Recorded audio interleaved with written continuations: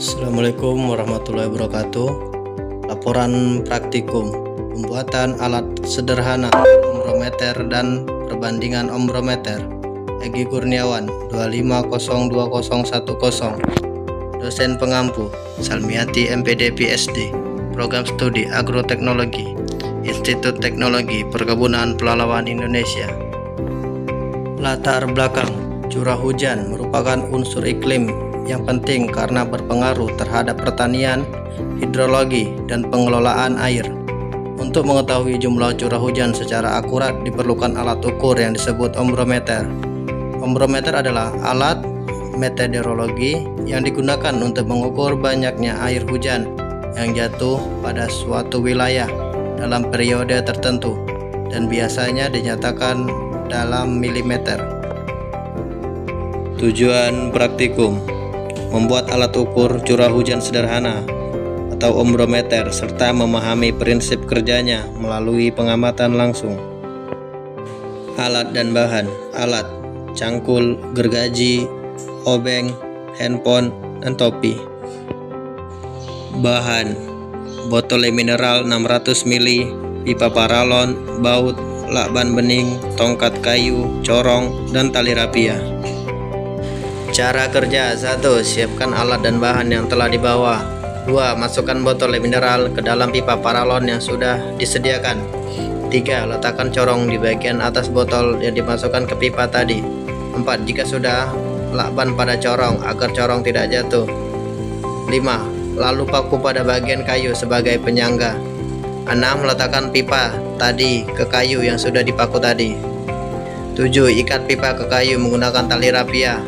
8. Buat lubang dan tancapkan kayu tadi ke lubang itu. 9. Lalu amati setiap hari di pagi hari sebelum jam 6. Berikut ini adalah hasil dari pengamatan ombrometer yang kami lakukan selama 7 hari atau seminggu penuh.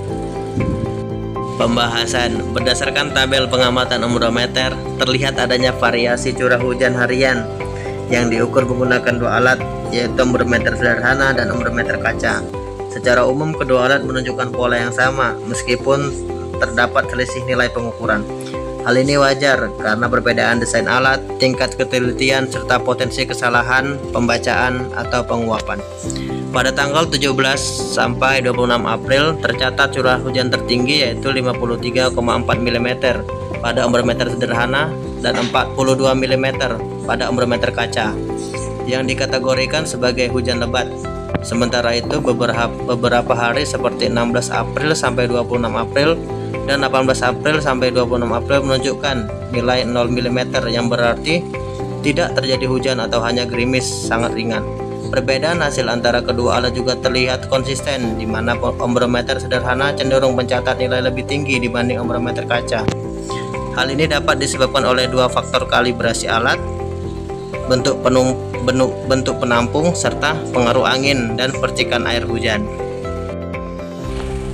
Klasifikasi curah hujan dari sangat ringan hingga lebat pada tabel menunjukkan bahwa periode pengamatan mengalami fluktuasi intensitas hujan. Kondisi ini mencerminkan dinamika cuaca lokal yang dipengaruhi oleh faktor atmosfer seperti kelembaban udara, suhu, dan pergerakan massa udara. Secara keseluruhan, hasil pengamatan menunjukkan bahwa ombrometer sederhana masih cukup representatif untuk pengukuran lapangan, meskipun ombrometer kaca lebih akurat. Oleh karena itu, penting dilakukan kalibrasi dan pengukuran berulang untuk meningkatkan keandalan data curah hujan. Kesimpulan: berdasarkan praktikum pembuatan ombrometer sederhana dan perbandingannya dengan ombrometer kaca, dapat disimpulkan bahwa ombrometer sederhana mampu digunakan untuk mengukur curah hujan dan menunjukkan pola hasil yang searah dengan ombrometer standar. Meskipun demikian, terdapat perbedaan nilai pengukuran, di mana ombrometer sederhana cenderung menghasilkan angka yang sedikit lebih besar atau kurang stabil dibandingkan ombrometer kaca.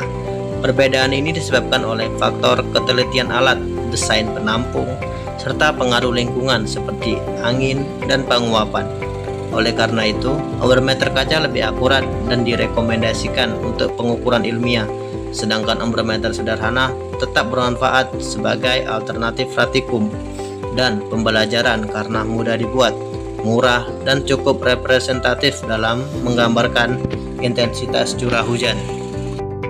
Saran praktikum ini adalah membuat ambarometer sederhana dengan skala jelas dan terkalibrasi, menempatkannya di area terbuka, melakukan pengamatan secara konsisten pada waktu yang sama, serta membandingkan hasilnya dengan ambarometer kaca agar data lebih akurat dan reliable.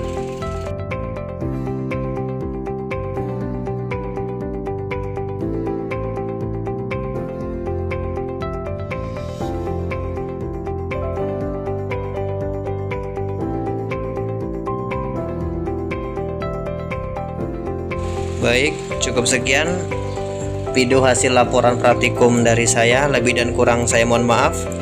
Wabillahi taufiq wal hidayah. Assalamualaikum warahmatullahi wabarakatuh.